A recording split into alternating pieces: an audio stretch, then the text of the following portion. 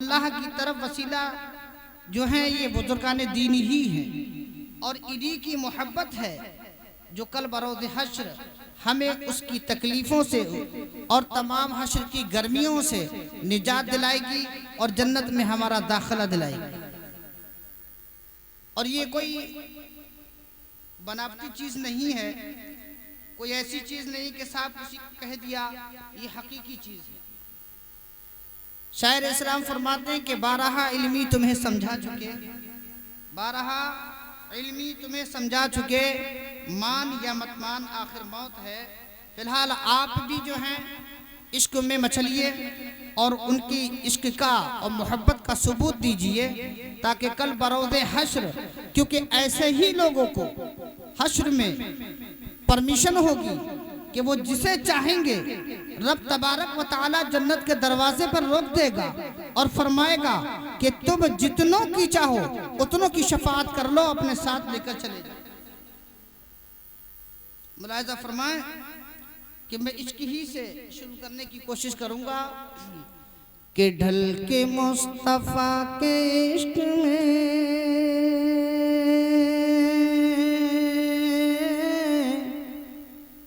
और की बात नहीं कर रहा हूँ, मुस्तफ़ा की बात कर रहा हूँ। अगर मुस्तफ़ा ना होते तो ये जहां ना होता, मुस्तफ़ा ना होते तो ये मज़ार भी नहीं होता, अगर मुस्तफ़ा नहीं होते तो ये पिंडाल भी नहीं होता, मुस्तफ़ा नहीं होते तो ये बस्ती भी नहीं होती, मुस्तफ़ा अगर नहीं होते तो ये ज़मीन भी नहीं होती, मुस्तफ़ा अगर नहीं होते तो ये आसमान भी नहीं होता, और अगर मुस्तफ़ा ना होते तो आसमान पर जो सितारे हैं वो सितारे भी नहीं होते, अगर मुस्तफ़ा ना होते तो ये चांद भी नहीं होता, और जब चांद नहीं होता तो ये रोशनी भी नहीं होती। ये अगर सब कुछ मिला है तो हमें मुस्तफ़ा करीम, क्योंकि अल्लाह खुद फरमाता है कि लौ लका लमा अज़हरतुर रबूबिय्या। समझो चाहूंगा मैं हज़रत लोगों की कि लौ लका लमा अज़हरतुर रबूबिय्या। अल्लाह फरमाता है कि महबूब अगर तुम्हें पैदा करना मकसूद ना होता तो मैं अपनी रब होने की भी पहचान ना कराता। तो अल्लाह ताला ने किसके सदक़े में, क्योंकि किसी और का फरमान नहीं बल्कि सरकार का भी नहीं बल्कि अल्लाह का फरमान है कि महबूब अगर तुम्हें पैदा करना मकसद ना होता तो मैं अपनी रब होने की भी पहचान न कराता। मुलाहिज़ा फरमाए कि ढल के मुस्तफ़ा के इश्क में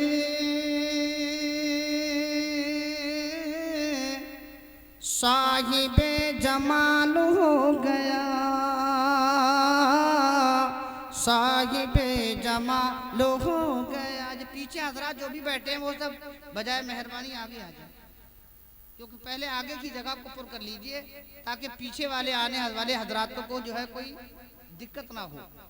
आ जाइए, क्योंकि आवाज़ तो जा रही है लेकिन पंजवक्ता नमाज में पहली सफ में सबसे ज़्यादा सवाब है और जनाजे की नमाज में सबसे पिछली वाली सफ में ज़्यादा सवाब है। तो यहाँ नमाज का ताल्लुक नहीं है। अल्लाह फरमाता है कि फज़कुरूनी, तुम मेरा जिक्र करो, फज़कुरूनी तुम मेरा जिक्र करो, मैं तुम्हारा जिक्र करूं। तुम जमीन पे करो, मैं आसमान पर करूं। तुम लोगों में मेरा जिक्र करो, मैं फरिश्तों की जमात में तुम्हारा जिक्र करूं। इसलिए तुम जिक्र करने वाले भी हो, जिक्र को सुनने वाले भी हो। मैंने बताया कि नात पढ़ना किसकी सुन्नत है? हज़रत हसन बिन साबित रज़ियल्लाहु ताला अन्हु की सुन्नत है, और नात का सुनना खुद रसूल आज़म की सुन्नत है। तो तुम सब रसूल आज़म के गुलाम हो, मैं बताता हूँ और बताने की जरूरत भी नहीं, आप जानते ही हैं। इसीलिए रसूलुल्लाह के नाम पर सब उठकर इधर आगे आ जाइए, इससे बढ़कर कोई चीज नहीं है, सब रसूलुल्लाह के नाम पर। और मैं उन लोगों से भी कहता हूँ जो अपने घरों के अंदर बैठे हुए हैं, उन्हें भी कहता हूँ, क्योंकि रब ने फरमा दिया है तुम मेरा जिक्र करो, मैं तुम्हारा जिक्र करूं। तुम जमीन पर मेरा जिक्र करो, मैं फरिश्तों की जमात में तुम्हारा जिक्र करूं, मैं आसमान में तुम्हारा जिक्र करूं। मैं उनसे भी कहता हूं अब बिना ताखीर ना करते हुए, क्योंकि आने वाले मेहमान को हम आकर मौका भी दें और आप आकर के इस जलसगाह की महफिल को बढ़ा लें। आपको भी कहता हूं उस रसूल आज़म के सदक़े में उसी का वास्ता है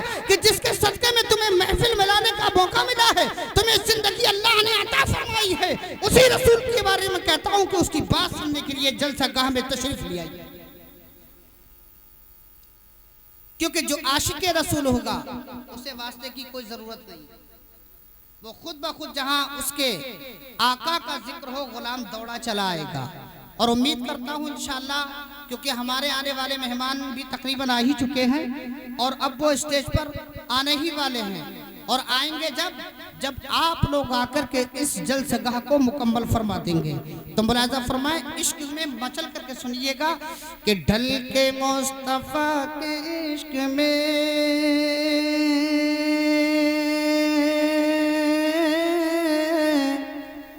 साहिबे जमाल हो गया,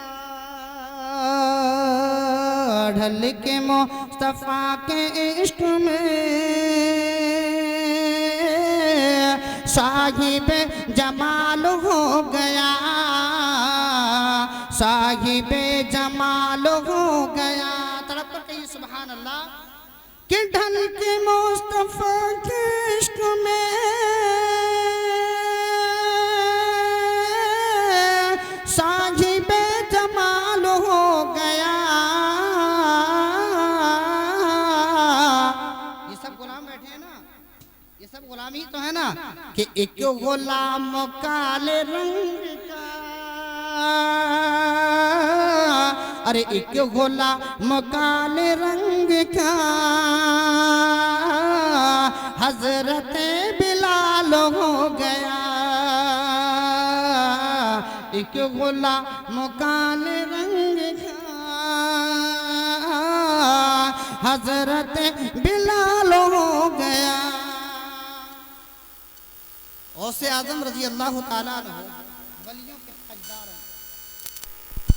रहा था कि सरकार सैयदना गौसे आजम जो वलियों के ताजदार हैं, और आपका फरमान है कि कदम हाज़ा अला रकाबती कुल्ली वलीयिल्लाह, मेरा कदम हर अल्लाह के वली की गर्दन पर है। बेशक मेरा कदम हर अल्लाह के वली की गर्दन पर है। उन्हीं गौसे आजम की ये करामत है कि आप एक मर्तबा बाजार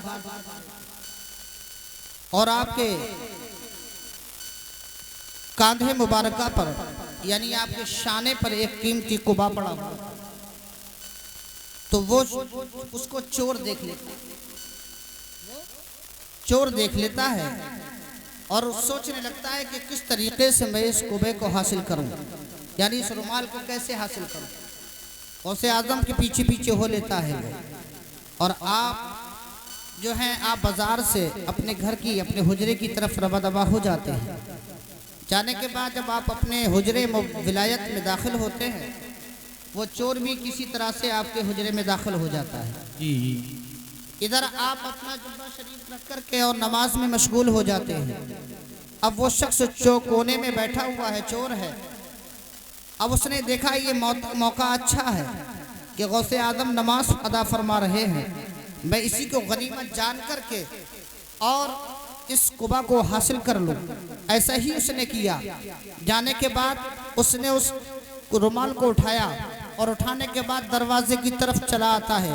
अब दरवाजे पर वो हाथ मार मार कर दरवाज़ा तलाश कर रहा है, दीवार पर हाथ मार मार के दरवाज़ा तलाश कर रहा है, लेकिन उसे दरवाज़ा नहीं मिल रहा है। क्यों नहीं मिल रहा है? इधर वो तो उस हुजरे से बाहर निकलने के लिए दरवाज़ा तलाश कर रहा है, उधर गौसे आजम उसके लिए विलायत का दरवाज़ा खोल रहे हैं। सुभान अल्लाह। उधर उसके लिए गौसे आजम विलायत का दरवाज़ा खोल रहे हैं। अभी आप नमाज से फारिग हो जाते हैं, वो शख्स कोने में बैठ जाता है। इतनी देर में दरवाजे से अब दस्तक की आवाज़ आती है। गौसे आजम फरमाते हैं कौन है? फरमाया कि मैं खिज्र हूँ, मैं खिज्र हूँ। दरवाज़ा खोल दिया गया और खोलने के बाद आप अंदर तशरीफ ले आए और आने के बाद फरमाते हैं कि हुजूर फला इलाके के लिए अब्दाल की ज़रूरत है, फला इलाके का अब्दाल जो है वो विसाल कर गया है। तो गौसे आजम ने फरमाया कि ठीक है, उस इलाके के लिए अब्दाल को सुबह में मुकर्रर कर दिया जाएगा। तो हजरत खिज्र फरमाते हैं आका, अगर वो इलाका रात भर में हिलाक हो गया तो इसका जिम्मेदार कौन होगा? सुभान अल्लाह। अब अल्लाह के वली की निगाह देखिए कहाँ देखती है, वो तो दीवार पर हाथ मार मार करके दरवाजा तलाश कर रहा है, लेकिन गौसे आदम उसके लिए विलायत का दरवाजा खोल रहे हैं। हजरत सैयदना गौसे आदम रजी अल्लाह ताला अन्हु फरमाते हैं कि जाओ फला कोने में एक अब्दाल बैठा है, उसे ले जाओ। अब वो शख्स खौफ की वजह से थर्राने लगता है, कांपने लगता है कि मैं अब पकड़ा भी जाऊंगा, मैं जकड़ा भी जाऊंगा, लेकिन गौसे आदम की बारगाह में है। अब वो न पकड़ा जाता है न जकड़ा जाता है। सरकार सैयदना खिज़र अलैहिस्सलाम तशरीफ लाते हैं और आने के बाद फरमाते हैं कि ऐ अब्दाल चलिए। तो कहने लगा कि मैं कोई अब्दाल नहीं हूँ, मैं तो एक चोर हूँ, मैं एक तो रहज़न हूँ। फरमाया ठीक है, अब तक तो तुम चोर थे, रहज़न थे, लेकिन अल्लाह के वली की निगाह ने तुम्हें वली बना दिया है। सुभान अल्लाह, सुभान अल्लाह, सुभान अल्लाह, बेशक। तो ये हैं वलियों के ताजदार। और अल्लाह के वली फरमाते हैं सरकार गौसे आदम के कदम हाजा अला रकाबती कुल्ली वली अल्लाह, मेरा कदम हर अल्लाह के वली की गर्दन पर है।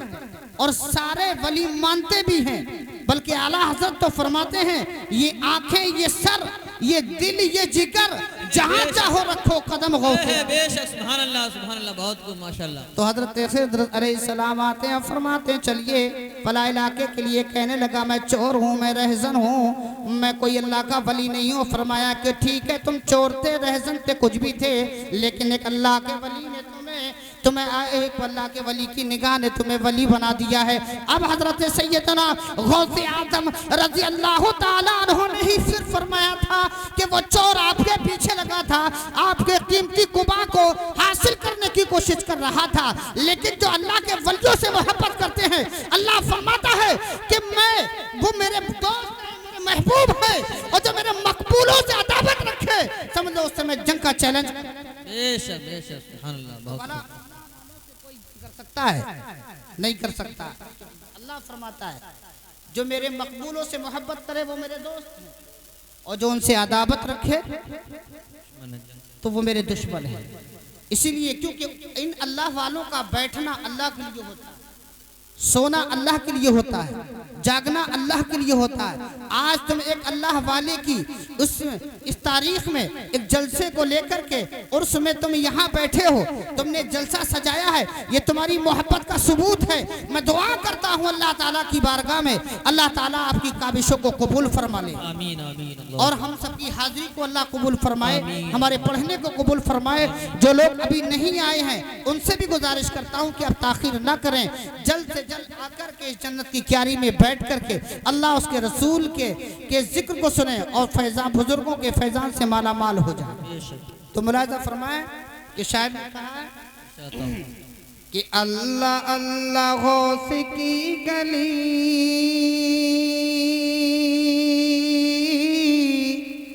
चोर जाके बन गया वली।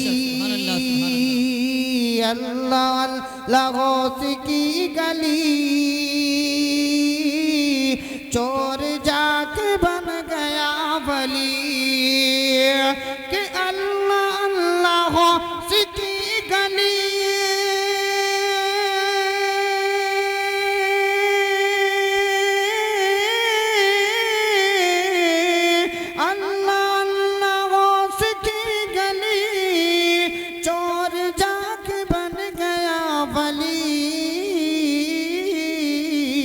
अरे गौस का जमाल पड़ गया,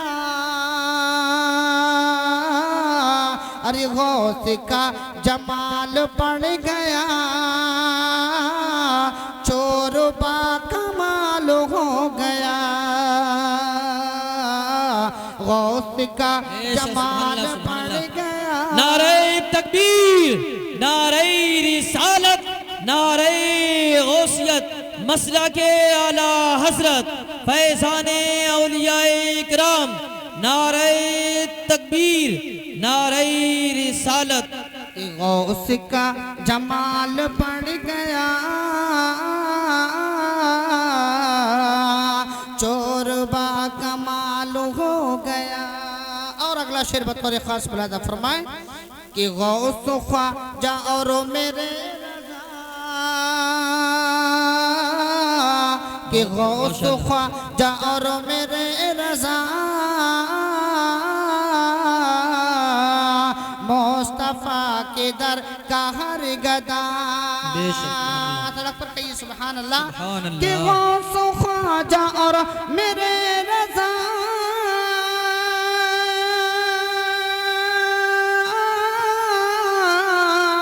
मुस्तफा के दर का हर गदा। अरे कोई ला जवाब हो गया। अरे कोई ला जवाब हो गया। कोई बेमिसाल हो गया। कोई ला जवाब हो गया। कोई बेमिसाल हो गया।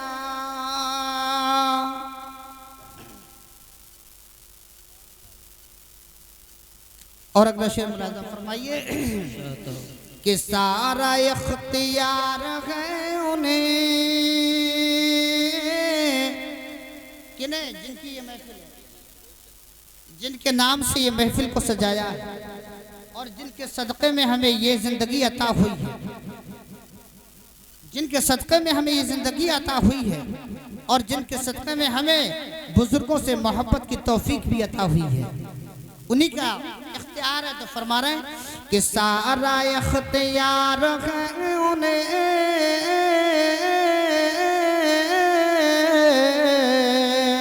जिसको भी मेरे रसूल ने, जिसको भी मेरे रसूल ने, कि सारा इख्तियार है उन्हें। सुभान अल्लाह, सुभान अल्लाह। जिसको भी मेरे रसूल ने अरे ना कहा हराम हो गया। अरे ना कहा हराम हो गया। हाँ कहा हलाल हो गया। ना कहा हराम हो गया।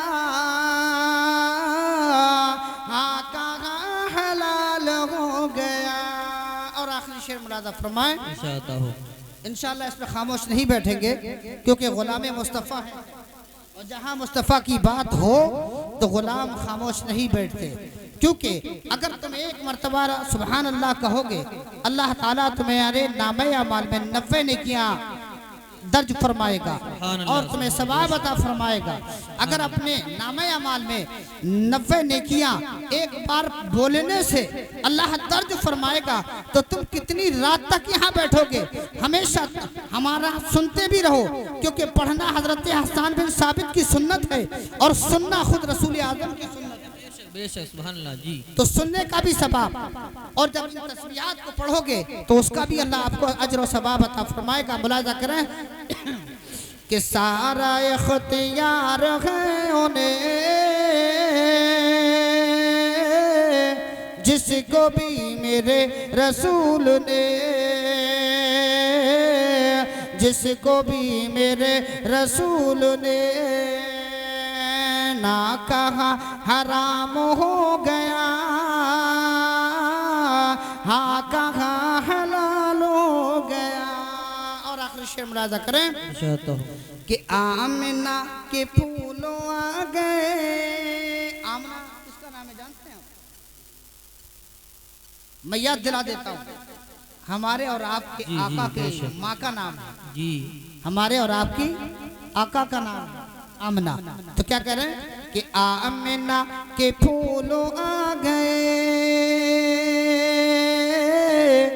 जब मेरे रसूल आ गए, जब मेरे रसूल आ गए। कि आमना के फूलों आ गए।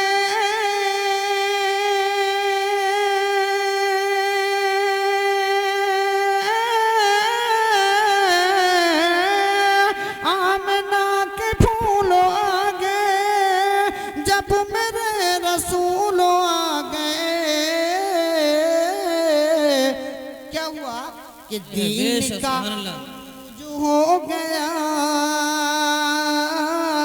अरे दीन का उरूज हो गया, कुफर का ज़वाल हो गया, दीन का उरूज हो गया, कुफर का ज़वाल हो गया। और एक बार दरूद पाक पढ़ें, अल्लाह रब्बु मुहम्मदिन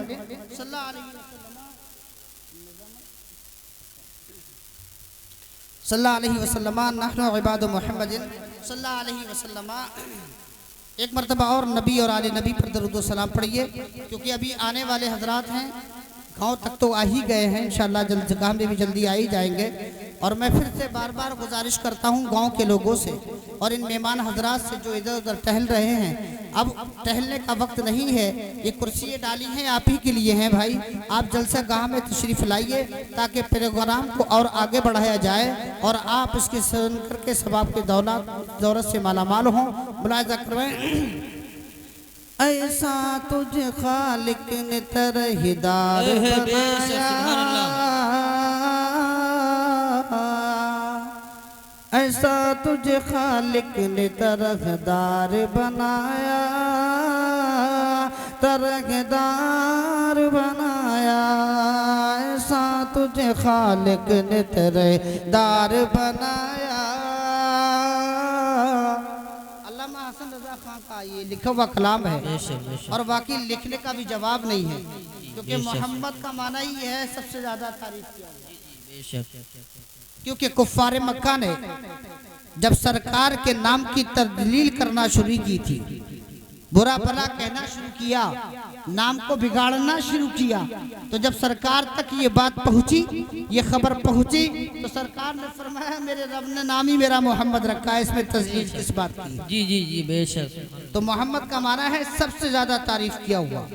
और अजीजों, ये मेराज का वक्त महीना चल रहा है, क्योंकि सरकार जमीन से आपने आसमान का सफर फरमाया था और अल्लाह रब्बुल इज्जत से आप हम कलाम भी हुए थे, आपने मुलाकात भी फरमाई थी।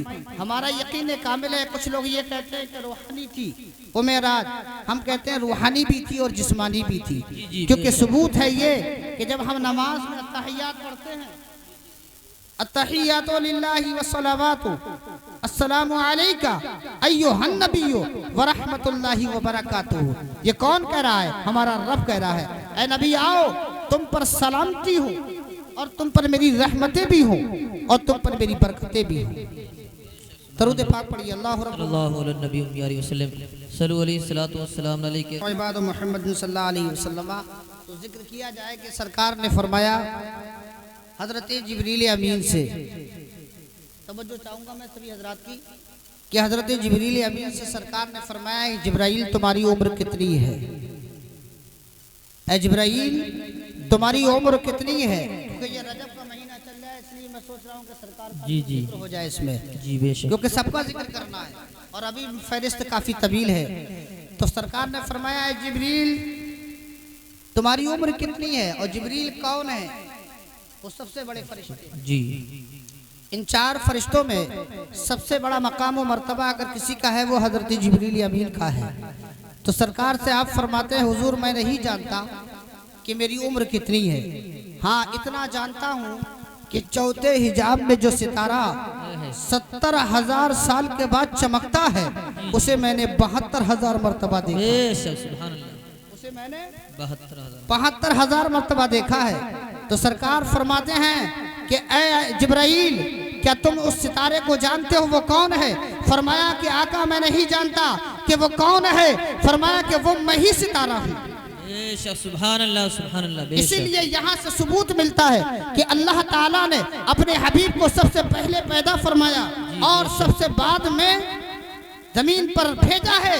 इसीलिए हम उनको अव्वल और आखिर कह के पुकारा करते हैं। अगर आका ना होते तो ये जहां ना होता, अगर आका ना होते तो हमारी जिंदगी ना होती, ये चांद ना होता, ये सूरज ना होता, ये सितारे ना होते, गर्द के कायनात की कोई भी चीज वजूद में ना होती। जी जी बेशक। अगर ये है तो सब सरकार के सदक़े में है। और यही नहीं बल्कि सरकार के ताल्लुक से बात चल रही थी, ये मेराज के ताल्लुक से या ताहियात ये सबूत है। अगर कोई ऐसा वैसा इंसान मिले जो दीन का लुटेरा, अकीदे का लुटेरा, वो कुर्ता भी पहना हुआ होगा, बड़े भाई का कुर्ता पहना होगा, छोटे भाई का पैजामा पहने होगा और लंबी लंबी टोपी लगाए हुए होगा, चेहरे पे दाढ़ी भी होगी, लेकिन वो इसका इनकार करता होगा। किसका? मेराज का। कहेगा कि साहब वो रूहानी हुई है, ख्वाब था। लेकिन हम सुन्नियों का अकीदा है कि हमारे आका को जो मेराज हुई है वो जिस्मानी भी हुई है। उसका सबूत है कि उसको अत्तहियात पढ़ के सुना दो।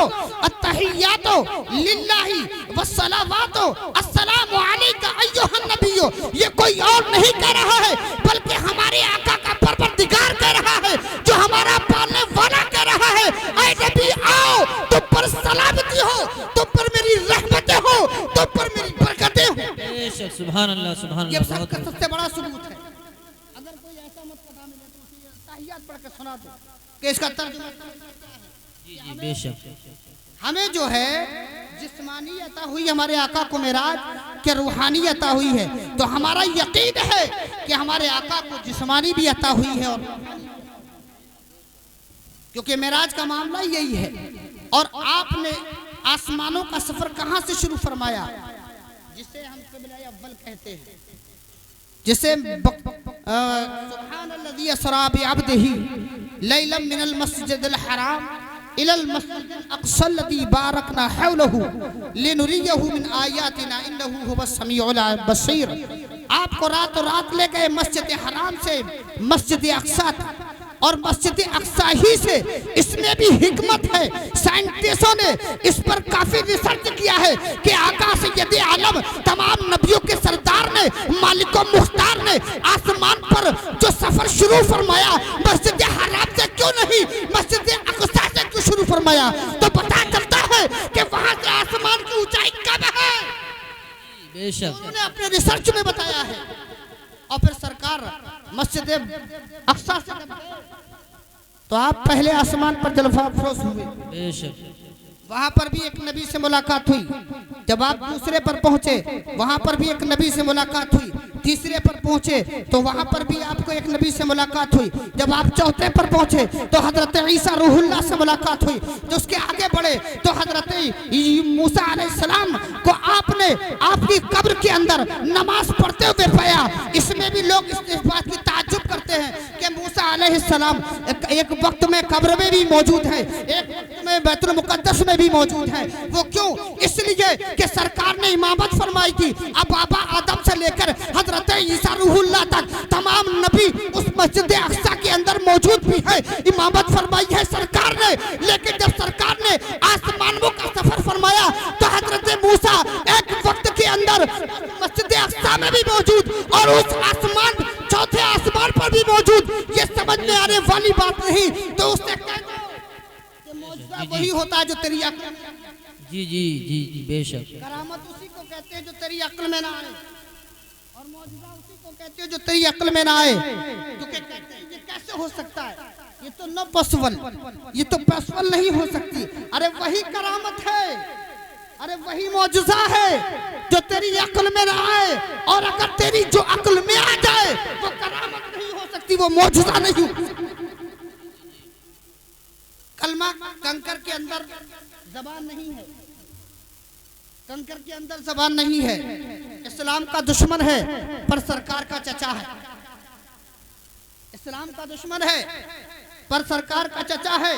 कहता है अगर आप अल्लाह के नबी हैं, नबी का माना गैब जानने वाला होता है, यानी पीठ के पीछे का इल्म रखने वाला हुआ करता है। अगर आप वाकई इल्म रखते हैं, आपको इल्म गैब है, तो बताइए मेरी मुट्ठी में क्या है? तो सैयदे कौनो मका सारी कायनात के मालिक को मुख्तार सरकार फरमाते हैं अगर मैं बता दूं तेरी मुट्ठी में क्या है तो क्या करेगा? तो कहना पड़ा कि मैं कलमा पढ़ के मुसलमान हो जाऊं। सरकार ने फरमाया मैं बता दूं तो क्या करेगा? लेकिन अबू जहल है नाम, अबू जहल ऐसी नहीं रखा गया। तो बोला मैं कलमा पढ़ के मुसलमान हो जाऊंगा। तो सरकार ने फरमाया वाकई ऐसा करेगा? तो सरकार फरमाते हैं मैं बता दूं या जो तेरी मुट्ठी के अंदर है, नोट करो इस बात को कि मैं बता दूं या जो तेरी मुट्ठी में मौजूद है वो तुझे खुद बता दे।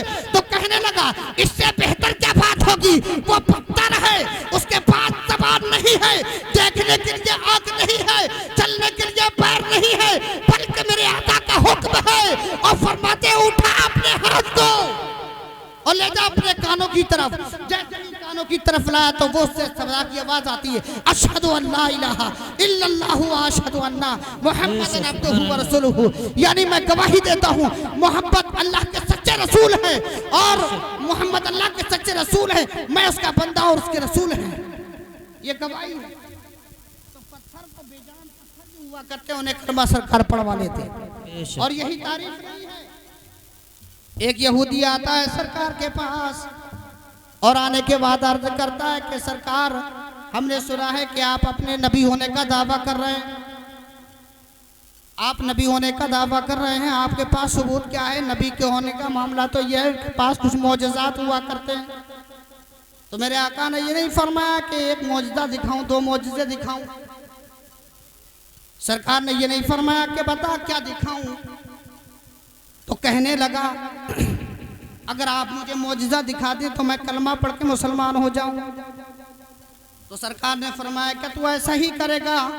कहने लगा हाँ मैं ऐसा ही करूंगा। कि बता, तू खुद ही बता क्या चाहता, तू खुद ही बता क्या चाहता है। तो कहने लगा मैं ये चाहता हूँ, आप तो अल्लाह के नबी हैं और नबी को तो जो है दरख्त भी जानते हैं, दरिंद भी जानते हैं, परिंदे भी जानते हैं, शजर व हजर भी जानते हैं, इंसान भी जानते हैं, जन्नात भी जानते हैं, सभी जानते हैं। लेकिन मेरा मामला यह है कि ये जो दरख्त है जो अपनी आबो ताब के साथ में खड़ा हुआ है, लहरा रहा है, अगर आप वाकई अल्लाह के नबी हैं तो आप उसको अपने पास बुला लीजिए, बेशक बेशक अपने पास बुला लीजिए। तवज्जो मेरी तरफ रखिए, आप उसे अपने पास बुला लीजिए। तो आका करीम फरमाते हैं आप खुद नहीं अपने होठों को ना खुद ही आप उसकी तरफ जाते हैं, बल्कि आप खुद इरशाद फरमाते हैं कि जा, तू ही जा और उस दरख्त से जाकर कहते। जैसे ही उसने कहा वो दरख्त दाएं से हिलता है, बाएं से हिलता है, इस तरह से हिलता है, चारों तरफ से हिलता है और हिलने के बाद अपनी जड़ों को समेटता हुआ बारगाह रिसालत में आके झुक जाता है। सुभान अल्लाह, बेशक सुभान अल्लाह, सुभान अल्लाह, बेशक बहुत बारगाह रिसालत में आके झुक जाता है। और झुकने के बाद अब सरकार फरमाते हैं बता तू क्या चाहता है। अब दरख्त तो आ गया, मेरे कदमों में आके खड़ा हो गया, अब तू बता क्या चाहता है। तो कहने लगा मैं अब ये चाहता हूँ कि आप ये जहाँ जैसा खड़ा था वहीं चला जाए और वहीं जाके खड़ा हो जाए। सुभान अल्लाह, जब अल्लाह का रसूल बुला सकता है तो भेज भी सकता है। और जब हजरत मूसा के लिए अल्लाह फरमा सकता है कि ऐ मूसा, हमने जमीन को हुक्म दे दिया है, तुम जैसा हुक्म वो मानेगी। नबी तो ये सारे नबियों का सरदार है, सारे रसूलों का सरदार है। अल्लाह फरमाता है मैं रब्बुल आलमीन हूँ, मेरा महबूब रहमतुल लिल आलमीन है। बेशक सुभान अल्लाह, सुभान अल्लाह, मैं रब्बुल आलमीन हूँ, मेरा हबीब रहमतुल लिल आलमीन है। जब मूसा की अर्ज करने पर रब फरमा दे कि हमने जमीन का हुक्म दे दिया है, तुम जैसा कहोगे वैसा करेगी, तो जो नबियों का सरदार है अगर दरख्त को हुक्म देगा तो क्या नहीं सुनेगा। अब यहीं पर रुककर अपनी गुफ्तगू को छोड़कर मैं कहता हूँ ये दरख्त सरकार के हुक्म पर अपनी जड़ों को खेड़ लेता है। जो लोग अपने घरों में बैठे हुए हैं तुम भी सरकार के गुलाम हो, अपने नर्म नर्म बिस्तरों को क्या नहीं छोड़ सकते, अपने गर्म गर्म बिस्तरों को क्या नहीं छोड़ सकते, सिर्फ एक रात के लिए, 3 घंटे के लिए। अरे ये भी तो जैसे वो दरख्त आका के हुक्म पर आकर कदमों में झुक जाता है, तो क्या तुम अपने घरों से इस अल्लाह के वली की बारगाह में नहीं आ सकते? क्या उसके फैजान की तुम्हें जरूरत नहीं? मुस्तफा खुद फरमाते हैं जहां अल्लाह का जिक्र होता है मैं भी उसके करीब होता हूं और फरिश्ते भी वहां मौजूद हुआ करते। और बल्कि खुदा खुद फरमाता है कि मैं भी उसके करीब हुआ करता। और फिर यही फरमाया कि वो क्यारी, वो जन्नत की क्यारी है, जन्नत की क्यारियों में से एक क्यारी है। तो अगर जन्नत के तलबगारों हो तो दौड़े चले आओ, क्योंकि मेरे बाद काफ़ी अच्छे अच्छे तमाम लोग मौजूद हैं। जब ये जलसा भर जाएगा, जब ये बिल्डाल भर जाएगा, तभी तुम्हारे सामने पेश किए जाएंगे। तो आखिरकार उस दरख्त के बारे में वो यहूदी कहने लगा सरकार अभी आपने तो बुला लिया है, अब जैसा इसको बुलाया है वैसे ही इसको ऑर्डर करिए, वैसे ही इसको आप हुक्म दीजिए कि जहाँ खड़ा हुआ था अपनी जान के साथ, अपनी ईमान के साथ, अपनी इन जड़ों को ले जा करके वहीं खड़ा हो जाए। मेरे आका ने हुक्म फरमाया और फौरन वो दरख्त जा करके वहीं अपनी शान के साथ खड़ा हो जाए। सुभान अल्लाह, सुभान अल्लाह। तो ये है हमारे आका, ये है हमारे आका। और ये वो वली, आज सारे वली जो है वो मदीने का किनारा कर चुके हैं कि कोई भी मोमिन, बंदा मोमिन, वो कोई भी चीज बर्दाश्त कर सकता है, लेकिन गुस्ताखी रसूल बर्दाश्त नहीं कर सकता। यही हमारा ईमान है। क्योंकि मैंने हदीस बताई थी कि फ़ख़ुद मा आतैना का वकुम मिन शाकिरीन व मुतआला तौहीदियों व हुब्बे मोहम्मद सल्लल्लाहु अलैहि वसल्लम। अल्लाह फरमाता है, ऐ मूसा हमने तुम्हें जो भी दिया है उस पर शुक्र करो, जिंदगी के आखिरी की लम्हात तक हमारी तौहीद के बाद हमारे हबीब की मोहब्बत पर रहो। इससे पता चलता है कि अल्लाह की तौहीद के बाद हमारा ईमान जो है वो रसूल की मोहब्बत का ऐन ईमान है। कैसे तुम गुलाम हो कि जिसके पास रसूल के नाम से बुलाया जाए वो अपना बिस्तर ना छोड़े, वरना बड़ा पछताना पड़ेगा कल बरोज़े हश्र। क्योंकि हमारी शफाअत हमारे आका ही करेंगे, हमारी शफाअत हमारे ये दादा मियाँ ही करेंगे। क्योंकि कोई क्यों बता, मैं अपनी बात नहीं कह रहा, मैं किसी से कोई रिश्वत लेकर आकर नहीं बोल रहा हूँ, बल्कि खुद कुरान शाहिद है। हमारा नबी वो 1,24,000 2,24,000 नबियों में सबसे अफजल, और जो कुरान हमारे आपा पर नाजिल हुआ वो कुरान, वो किताब सब पर सबसे अफजल। क्योंकि कुरान खुद फरमाता है कि क़द जाअकुम मिनल्लाहि नूरुन व किताबुम मुबीन। किताबुम मुबीन कौन है? वो कुरान ही तो है। कुरान शाहिद है कि अला इन्ना औलिया अल्लाहि ला खौफुन अलैहिम व ला हुम यहज़नून। बेशक अल्लाह के वलियों को न कोई खौफ है, न कोई रज है, न कोई हुस्न है, न कोई मलाल है।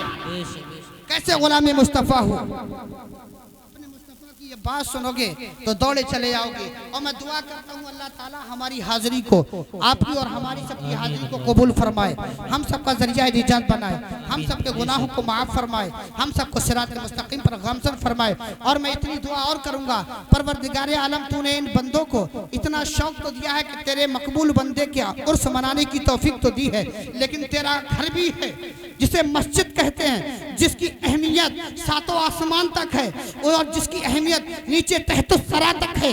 आज लोग उर्सों में के काफ़ी पैसे भी खर्च कर रहे हैं, काफ़ी जोश भी दिखा रहे हैं, लेकिन मैं आज किसी भी अल्लाह वाले के दरबार में जाओ, हिंदुस्तान के राजा प्यारे ख्वाजा मोइनुद्दीन चिश्ती की बारगाह में जाओ, वहाँ खानका भी मिलेगी, वहाँ मस्जिद भी मिलेगी, वहाँ मदरसा भी मिलेगा। मैं मानता हूँ कि इबादत जो होती है वो मस्जिद में होती है, दीन की पढ़ाई होती है, इनकी अहमियत का वक़ार जो मिलता है वो मदरसों में मिलता है, और दीन की जो बका होती है, दीन की जो फलाह होती है वो खानकाहों से। बेशक सुभान अल्लाह जी, हक है। तो मैं हाथ जोड़कर गुजारिश करता हूँ, नमाज हर मोमिन पर फर्ज है। जी जी बेशक। पहले नमाज, अगर आपकी नमाज एक वक्त की भी रह गई, ये बोलती हुई जबान को कोई रोक नहीं सकता, क्योंकि अल्लाह के नाम पर बोलने वाली ये जबान है। और ये पैगाम हम हमेशा आम करेंगे इसको कि नमाज फर्ज है, और फर्ज किफाया में से नहीं, फर्ज आयन है। फर्ज किफाया में से नहीं है, बल्कि फर्ज आयन है। और फर्ज आयन का मतलब ये होता है कि एक हर आकिल और बालिग मर्द हो या औरत, उसको उसके वक्त पर अदा करना, उसको हर हाल में उसको पर लाजिम और जरूरी है। जी। अगर तुम नमाजों से अपनी पेशानियों को नहीं सजाओगे, अपने सजदों से पेशानियों को जो है नहीं रौनक करोगे, क्योंकि कल बरोज़े हश्र जिस शख्स ने नमाजें पढ़ी होंगी, अपने सरों को सजदों में रखा होगा, कल यही पेशानियां गवाही देंगी, फरिश्तों में हलचल होगी इस बात की कि ये कौन लोग हैं कि इनकी पेशानी क्यों चमक रही है, ये किसी पैगंबर है या कोई फरिश्ते हैं या कोई वली है। तो फरिश्ते कहेंगे ये कोई फरिश्ते नहीं, ये कोई पैगंबर नहीं है, ये कोई वली नहीं है, बल्कि रब की बारगाह में अपनी पेशानी को पाबंदी से झुकाने वाले, ये उसकी चमक है।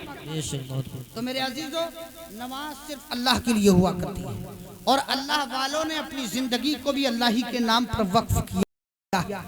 अगर अल्लाह से सच्ची मोहब्बत करोगे तो नमाज कभी नहीं छोड़ोगे। मैं ये नहीं कहता कि इजलास के बाद तुम मज़ार पे ना आना, तुम रोज आओ मज़ार पर हाजिरी देने के भी आदाब सीखो।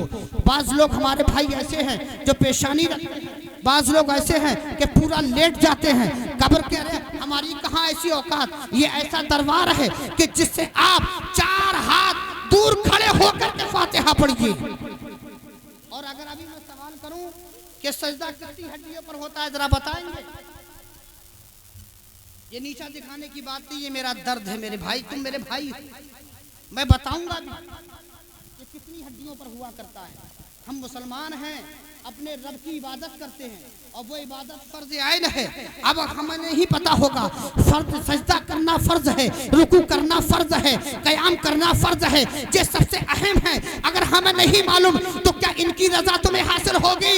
नहीं, बल्कि ये जो नमाजें पढ़ते थे पूरी रात क़याम में अगर खड़े तो क़याम में ही गुजार दी है, और अगर सजदे में है तो पूरी रात सजदे में ही गुजार दी। ये इन्होंने ऐसी इबादतें करी हैं, इनका मकाम ऐसी बुलंद नहीं हुआ, क्योंकि नमाज जब इंसान अच्छी तरीके से पढ़ता है तो हमने पढ़ा है किताबों में और कि एक सफेद कपड़े की शक्ल में नमाज जो इंसान एहतियात से पढ़ता है, लिहाज से पढ़ता है, फर्ज को अदा करते हुए पढ़ता है, रुकू को रुकू की तरह अदा करता है, सुजूद को सुजूद की तरह अदा करता है, जलसे में बैठता है, कौमा में बैठता है, ये तमाम काम करता है, अगर एहतियात से करता है, उसका लिहाज करता है, तो वो नमाज जो है एक सफेद कपड़े की शक्ल में आसमान की तरफ परवास करती है। और करने के बाद जब वो रब की बारगाह में हाजिर होती है, हाजिर होने के बाद वो अपने रब से कहती है, मौला इस शख्स को तू अपनी हिफाजत में ले ले, क्यों? इसलिए कि इसने मेरी हिफाजत फरमाई है। और वही नमाज एक सियाह कपड़े की शक्ल में आसमान की तरफ परवास करती है। वो जब रब की बारगाह में पहुंचती है तो वो भी यही अर्ज करती, मौला इसे तू बर्बाद कर दे। और अब फरमाता है क्यों? फरमाया इसलिए कि इस शख्स ने जैसे मुझे बर्बाद किया है ऐसी तू इसे भी बर्बाद कर दे, क्योंकि नमाज अल्लाह के लिए है और फर्ज आइन है। हर आकिल और बालिग मर्द हो या औरत, सब पर उसके वक्त पर उसे अदा करना लाजिम और जरूरी है, किसी भी हाल में हो, होश के किसी भी कंडीशन में हो। बेहोशी की हाथ की बात नहीं कर रहा हूं। अगर तुम बैठ के पढ़ने की कंडीशन में हो तो बैठ के पढ़ो, खड़े होने की कंडीशन में हो तो खड़े होकर पढ़ो, अगर तुम लेट करके इशारों की पढ़ने की कंडीशन में हो तो इशारों से पढ़ो। लेकिन नमाज माफ, और ये मर्दों ही के लिए नहीं बल्कि औरतों के ऊपर भी है। मेरे अजीजों, ये सबसे अहम है। अगर तुम दुनिया से जब जाओगे तो नारे तकबीर, नारे रिसालत, नारे गौसियत, मसला के आला हजरत, फैजाने आला हजरत, फैजाने दादा मियां हुजूर जिंदाबाद।